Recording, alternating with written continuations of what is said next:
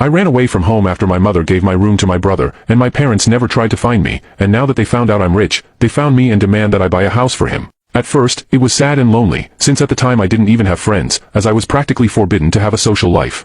But over time, things got better.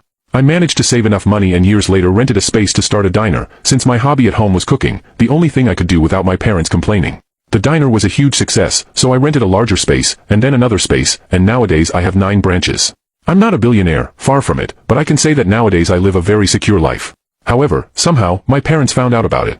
Probably because I bought a house in the city where I lived, and since they work in the real estate business, someone must have mentioned with their last name that someone had bought a house. They called me to congratulate me, saying that after finding out that I had bought this house, they researched more about me and found out about the businesses too, and congratulated me. I found all of that very strange, and after all this time, they were just strangers to me, so I just thanked them and planned to hang up after that, but out of nowhere, they said, "Well, we'll send you some pictures of houses he showed interest in to your cell phone." I asked what they were talking about, and they said it was obvious that if I had bought a house, the least I could do was buy one for my brother too. At that moment, the only thing I could do was laugh. I laughed a lot, and they seemed visibly confused, and that's when I started talking. I told them that I couldn't care less about my brother and what he wanted or what was fair for my parents.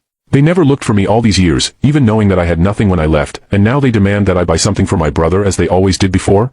Before hanging up, I made it clear to them that I didn't care even if they ended up living on the street, and they weren't to call me again. But of course, they kept calling. I don't answer, and I don't plan to, and honestly, I feel like it's the best I can do. I didn't need them all these years, and I know I won't need them now.